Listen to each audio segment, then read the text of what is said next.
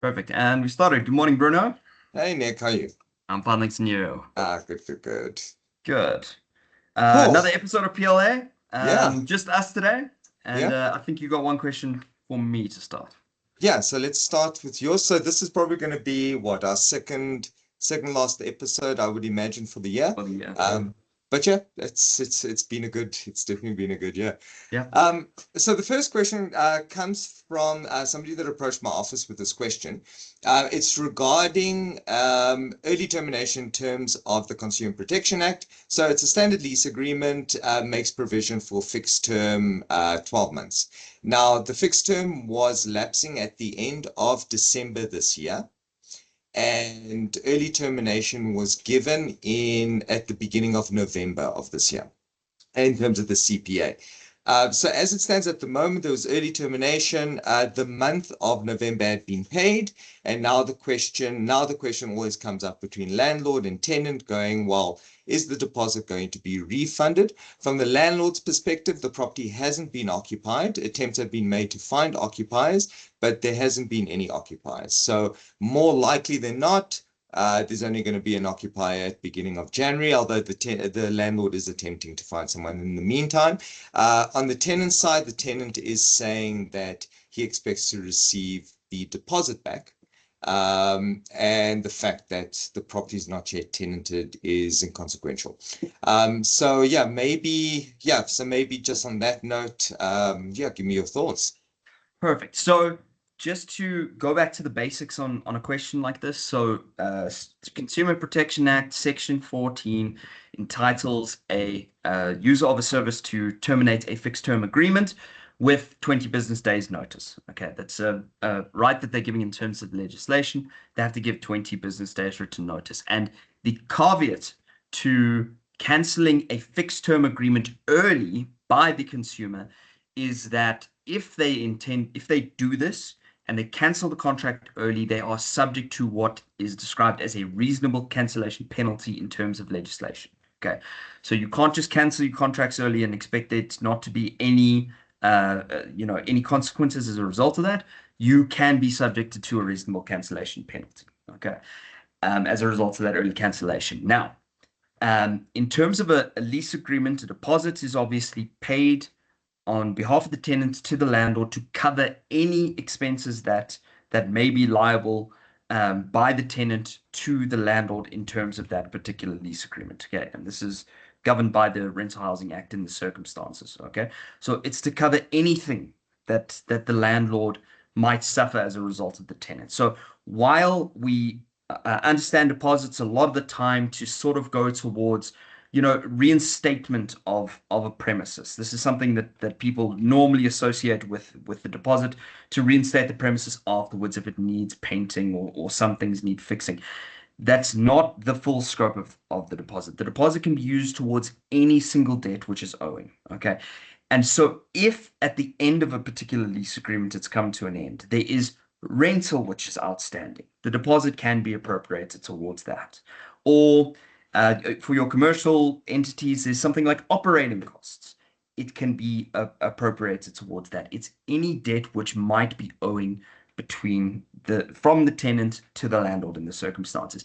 And if we follow that train of thought, this is still a debt. The cancellation penalty is still something that is now owing by the tenant to the landlord in terms of the lease agreement. So if the landlord is still holding a deposit and there isn't a premature cancellation, that penalty can be taken out of the deposit that's being held by the landlord. Just with regards to reasonability, the Act just says a reasonable cancellation penalty. So that's going to depend on the facts of the particular case. So there are some questions about, well, how much deposit are you holding? How many months are left on the lease agreement, and what's reasonable? But insofar as the question goes, can that deposit be used towards a reasonable cancellation penalty? Absolutely. It's a debt owed by the tenant to the landlord like any other. Sure, absolutely. Thanks for that, Nick. Perfect. And then my question for you, Bruno. Sure. So this comes from a writer. They say, we are not allowed to place a foreign tenant that doesn't have a valid and current work permit or special work visa. Does the same apply for a South African citizen who is a qualified rental applicant, but who has advised that his employee will be occupying the property?